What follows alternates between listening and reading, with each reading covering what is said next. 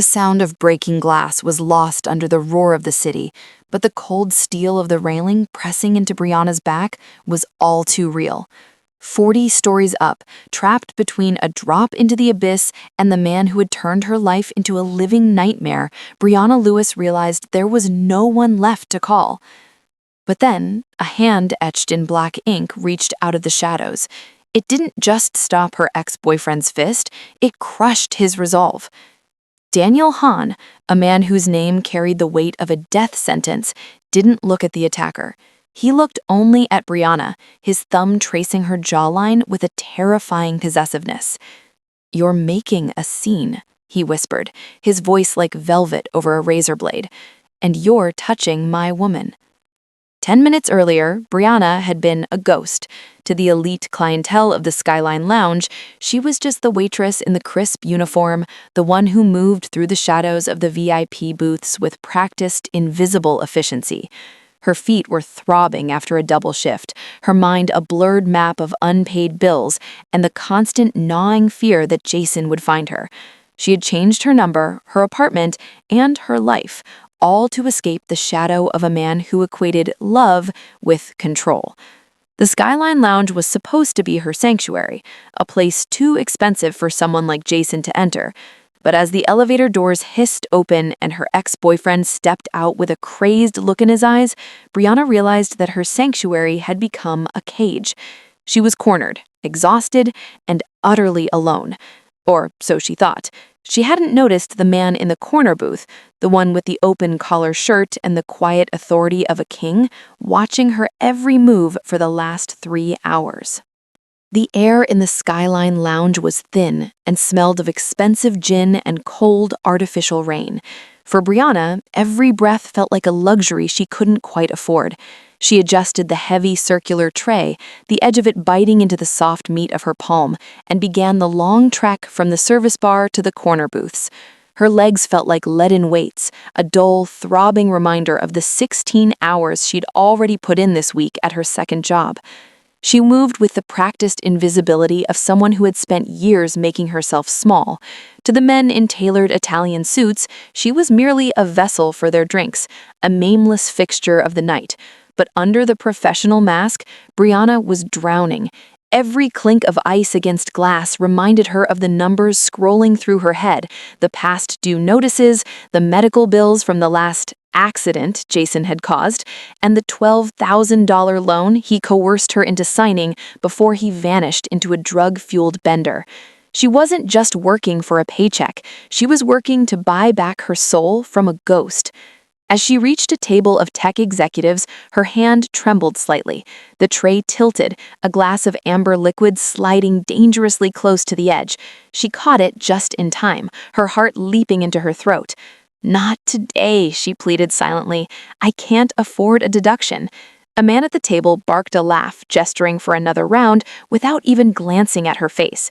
Brianna nodded, her server voice smooth and hollow as she murmured a confirmation. As she turned away, she caught her reflection in the darkened glass of the floor-to-ceiling windows.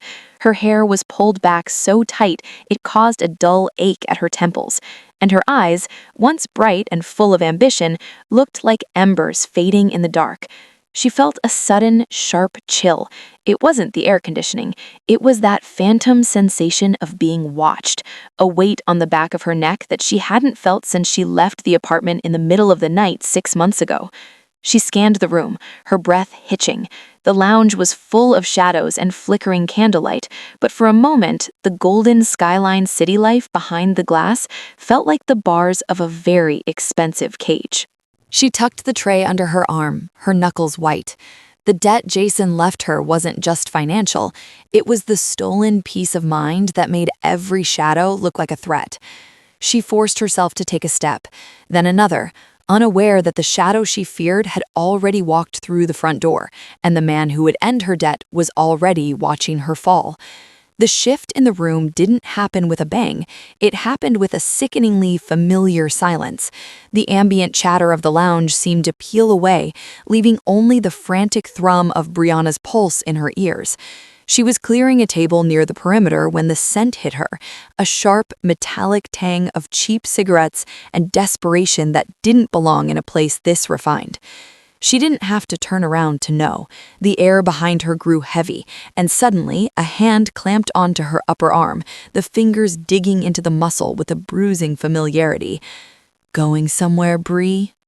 Jason's voice was a jagged whisper, vibrating with a frantic, unstable energy. Brianna froze, the serving tray slipping from her fingers and clattering onto the marble floor with a sound like a gunshot. No one moved to help.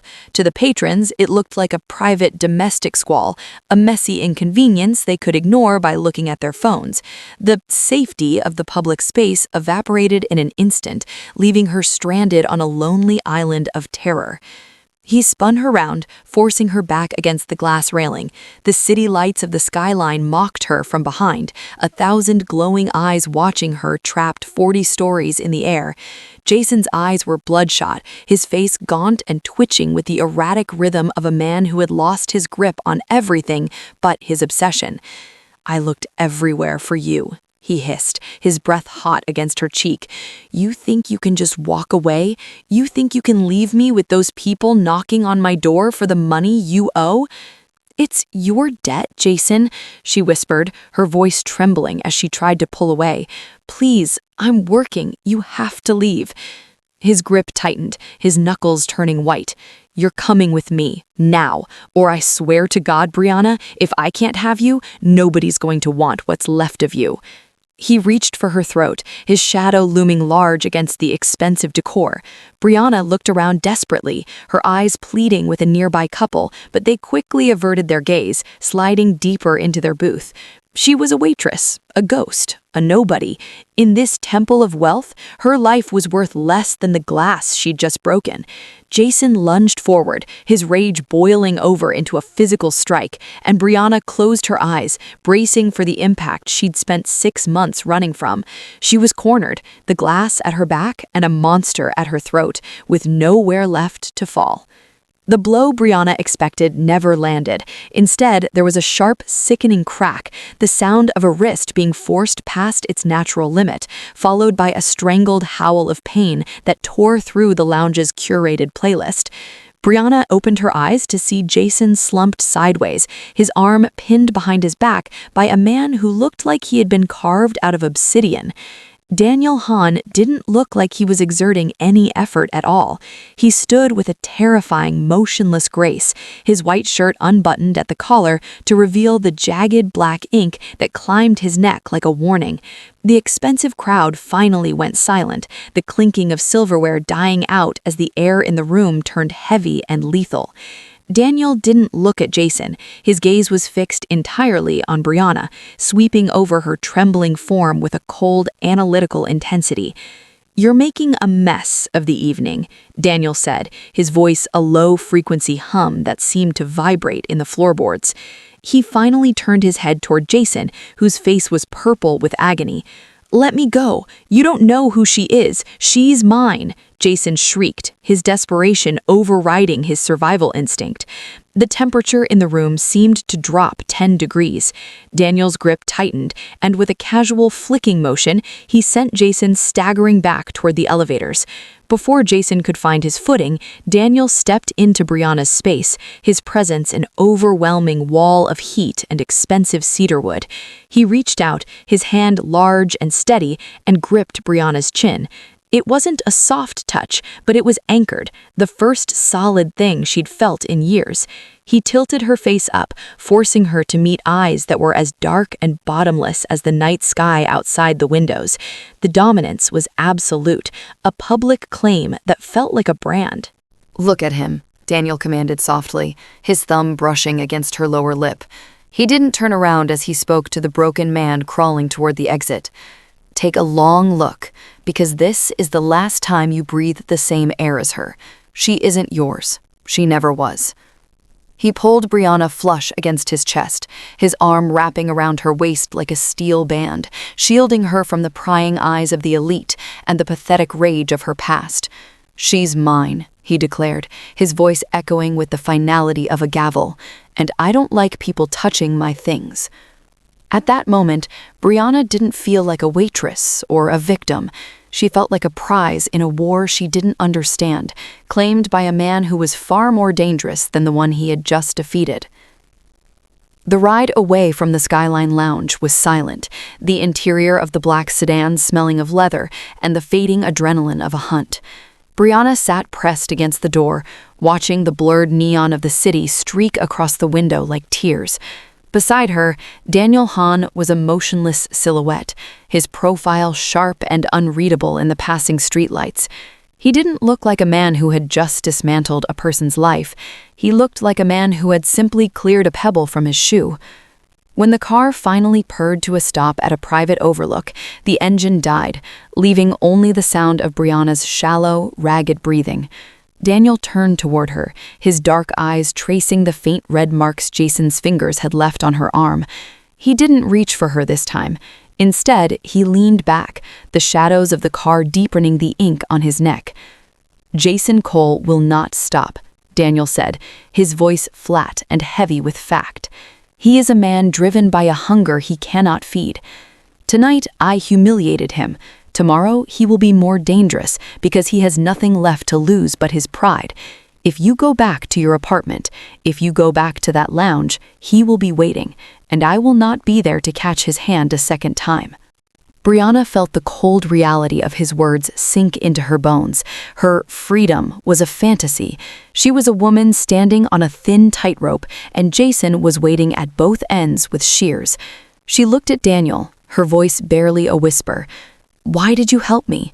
People like you don't do anything for free." A ghost of a smile touched Daniel's lips, though it didn't reach his eyes. "I don't believe in charity, Brianna. I believe in investments. I have a sister whose wedding is in 3 days. It is a gathering of families who measure strength by what a man can protect. I need a woman who can stand by my side and look like she belongs there, someone who can play a part without flinching." He leaned forward, the heat radiating from him as he closed the distance. "Here is the choice. I can drop you at the next corner. You can take your chances with a man who wants to break you. Or you come with me. You wear the silk, you eat the food, and you play the role of my consort. In exchange, Jason Cole becomes a ghost. I will erase your debts, and I will make you untouchable. You will be safe, but you will be mine until the last guest leaves the ceremony." He held out a hand, palm up. It was an invitation and a cage all at once, golden handcuffs forged in the fires of the underworld. Brianna looked at his hand, then out at the dark city where her predator was hiding. She realized she wasn't choosing between safety and danger. She was choosing which monster she wanted to trust. Slowly, her fingers trembling, she placed her hand in his. "The contract is signed," Daniel murmured, his fingers closing around hers with a finality that made her heart skip a beat. The transition from the gritty, neon-soaked streets to Daniel Hahn's estate felt like crossing into another dimension. The house was a temple of silence and glass, perched high above the city, where the air was still and smelled of rain-damp cedar. As Brianna stepped across the threshold, her waitressing shoes, scuffed and worn, seemed loud and offensive against the polished black marble. She felt like an intruder in a world built on a level of wealth that didn't just buy things, it bought peace. Daniel didn't lead her to a dungeon or a dark office. He led her to a sun-drenched library, where a tailor was already waiting with bolts of silk that shimmered like liquid moonlight. Throughout the afternoon, she watched him, her fear slowly evolving into a sharp, uneasy curiosity. She had expected the mindless brutality she knew from Jason, the chaotic hair-trigger temper, and the constant need to dominate. But Daniel was a study of restraint. He sat at a heavy mahogany desk, speaking softly into a phone in Korean, his voice never rising above a melodic hum. He didn't pace, he didn't shout. He moved with a terrifying economy of motion, a man who understood that true power didn't need to scream to be felt. When he looked at her, it wasn't with the hungry, feverish obsession she was used to, but with a gaze that was calm, clinical, and strangely protective. "The wedding is not just a celebration, Brianna," he said, finally hanging up the phone and walking toward her. He stopped just outside her personal space, his hands clasped behind his back. The tattoos on his neck were partially hidden by a fresh silk shirt, making him look less like a gangster and more like a king. It is a theater. My rivals look for cracks in my armor. They look for hesitation. If you flinch when a camera flashes, or if you look at me with fear, they will see a weakness they can exploit. He reached out, not to grab her, but to adjust the collar of the dress the tailor had draped over her shoulders. His fingers were steady, his touch light as a feather. My world is violent, yes, but violence is the tool of the desperate. Discipline is the tool of the master. You are safe here because I chose for you to be safe. Do you understand? Brianna looked into his dark eyes and saw something she hadn't expected, a deep, echoing loneliness. He wasn't just a boss. He was a man who had built a fortress around himself so high that no one could reach him. For the first time, the golden handcuffs felt less like a weight and more like a bridge. She realized that while Daniel was teaching her how to be powerful, she was seeing the cost of that power, a life where trust was a more dangerous currency than blood. The velvet stillness of the estate usually felt like a shield, but tonight it felt like a confession. Brianna couldn't sleep. The ghost of the tray's weight still lingered in her palms, replaced now by the friction of expensive silk. She wandered down to the expansive glass terrace, the city lights below looking like spilled diamonds on a black shroud. She found Daniel there, though he didn't look like the iron-fisted king she had seen in the lounge. He was slumped in a low chair, his jacket discarded, the sleeves of his white shirt rolled up to reveal the full extent of the ink crawling down his forearms. He didn't turn when she approached. In the dim light, the lines of his face seemed deeper, weary with a gravity that went beyond exhaustion.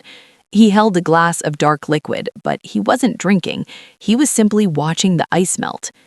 "You should be resting," he said, his voice stripped of his usual melodic authority. It was just a man's voice now, tired and hollow. "The Gala Camaro is a minefield. You need your strength."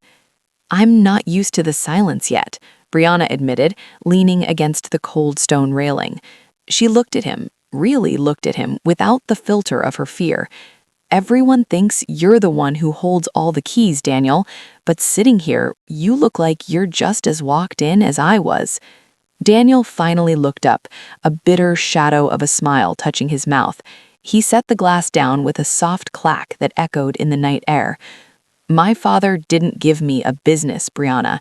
He gave me a war. Every person I protect, every life I claim as mine, is another weight on the chain. If I falter, the people who depend on me don't just lose their jobs, they lose their lives. I don't own this city. I'm just the man responsible for keeping it from burning down." In that moment, the power dynamic shifted. Brianna realized that while Daniel was trapped by her poverty and her predator, Daniel was trapped by his own strength. He was a prisoner of his reputation, a man who could never be weak because weakness was a death sentence for everyone he cared about. "We're both playing parts," she whispered, stepping closer. For the first time, she reached out, her fingers grazing the back of his hand. He didn't pull away, he didn't command her. His skin was warm, and she felt a slight tremor in his grip, the only crack in his armor. Daniel turned his hand over, lacing his fingers through hers. It wasn't the firm, territorial grip of the lounge. It was the touch of someone seeking an anchor in a storm. The silence between them was no longer empty. It was heavy with the shared weight of their masks. The sanctuary of the estate was a fragile illusion, shattered not by a bullet, but by the persistent, rotting stench of a man who didn't know how to die. While Brianna was learning the quiet rhythms of Daniel's world, Jason Cole was descending into the darkest basements of the city. He wasn't just a jilted ex anymore. He was a wounded animal looking for a bigger predator to do his killing for him. In a windowless back room, miles away from the marble floors of the Hahn estate, Jason sat across from men whose names were only whispered in the Skyline Lounge. These were Daniel's rivals, the ones who had been looking for a crack in his ironclad facade for years. Jason didn't care about the territory, the drug routes, or the millions in offshore accounts. He only cared about the image of Daniel's hand on Brianna's chin, the way she had leaned into a man who was everything Jason was not. "You want to hit him where it hurts?" Jason rasped, his eyes bloodshot and his broken wrist clumsily bandaged. "He's got a weakness. A waitress. He's parading her around like she's a queen at his sister's wedding. He's vulnerable because he thinks he's untouchable." He wasn't just giving them information, he was handing them a detonator. To the rival syndicate, Brianna Lewis wasn't a person, she was a tactical opening. If they could snatch the woman the great Daniel Hahn had publicly claimed, they wouldn't just be taking a girl, they would be taking his reputation. They would be proving that his protection was a lie. Back at the estate, the air grew heavy with a premonition of violence. Daniel spent more time in the war room, the low hum of voices behind closed doors growing more urgent. The wedding preparation began to look more like a military operation. Extra guards appeared at the gates, their suits concealing the heavy hardware they carried. Daniel's eyes, once weary but calm, had sharpened into flint. He didn't tell Brianna about the alliance forming in the shadows, but she saw it in the way his hand lingered on her shoulder a second too long, as if to check if she was still solid. The domestic threat of a jealous ex had officially mutated. It was no longer about a broken heart or a signed loan. It was about blood and territory. Jason had invited the wolves to the wedding, and as the gala drew near, Brianna realized that the man who had promised to save her had inadvertently placed her at the center of a war. The stakes were no longer just her safety. They were the survival of the only man who had ever truly seen her. The grand ballroom of the Hyatt Regency was a palace of lies, draped in white peonies and cut glass that shimmered under the weight of 1,000 secrets. Brianna stood at Daniel's side, her hand resting on the crook of his arm, the silk of her gown feeling like a second skin. She played her part to perfection, nodding at the matriarchs of the Hahn family and keeping her gaze steady when the underbosses looked at her with hungry, predatory eyes. But beneath the poise, her heart was a trapped bird. She could feel the vibration of the room, the way the security detail moved in synchronized shifts, and the way Daniel's jaw remained perpetually set.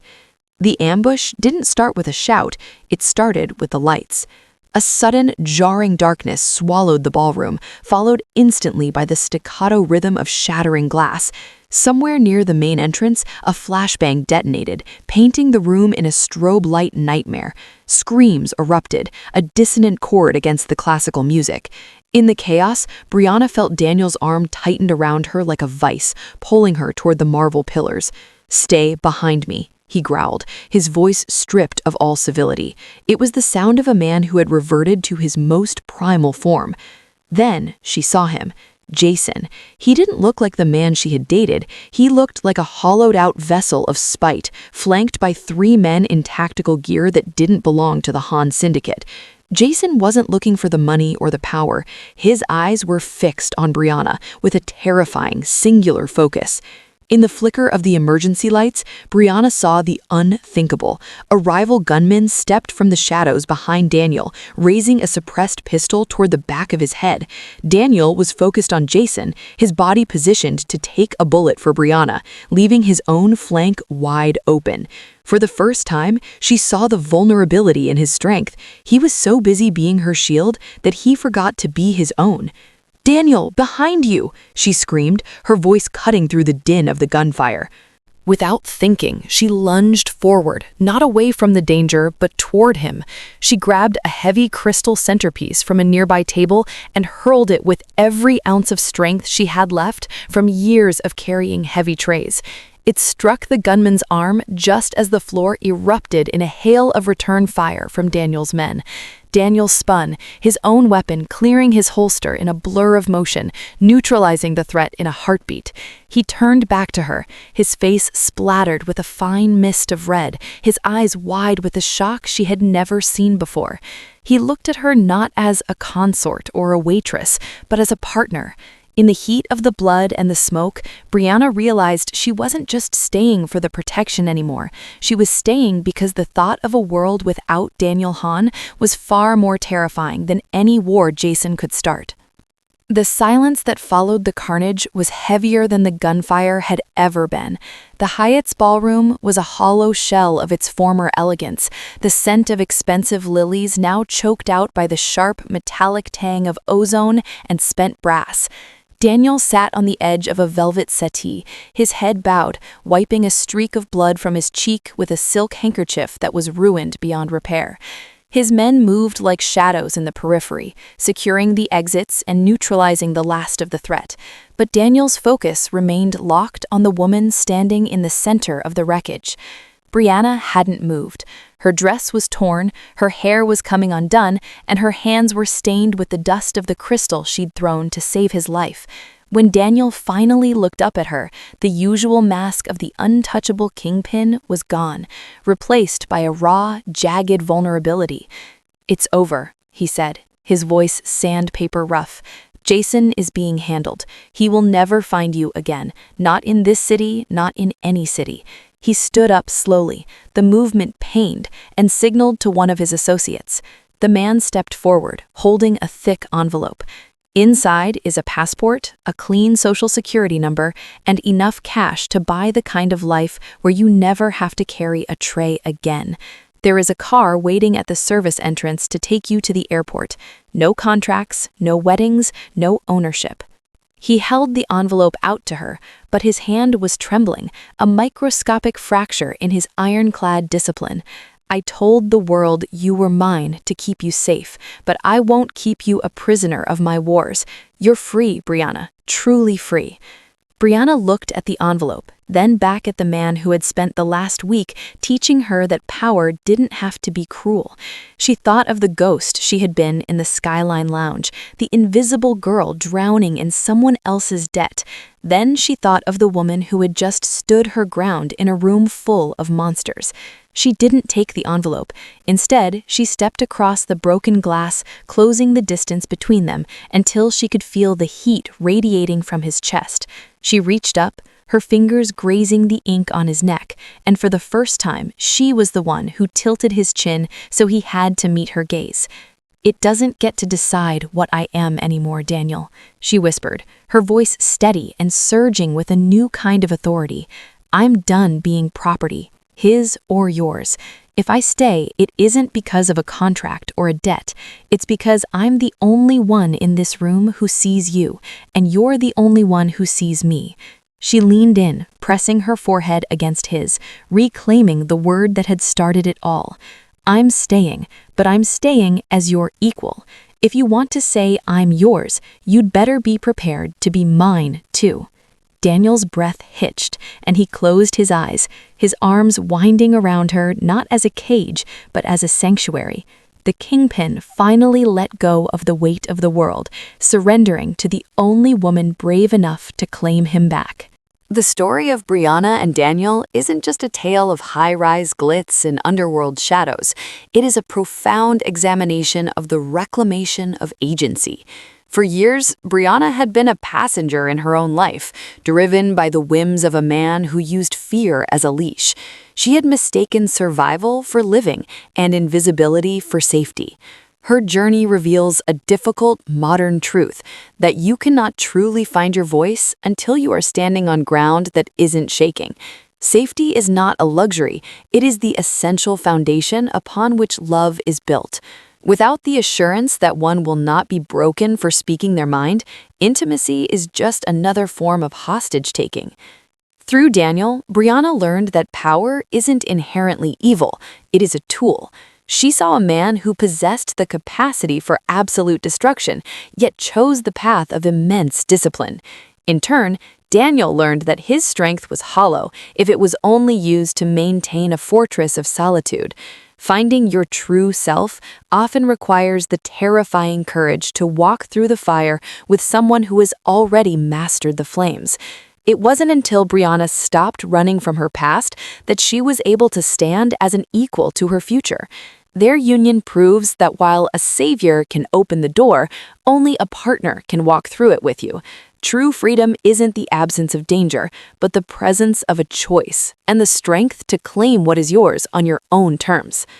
When you've spent your life running, the hardest thing to do is stand still and let someone fight for you. Does Daniel's protection feel like freedom or a new kind of cage? Sound off in the comments below, and don't forget to subscribe for more stories of love found in the most dangerous places. Thank you for listening. See you in the next one.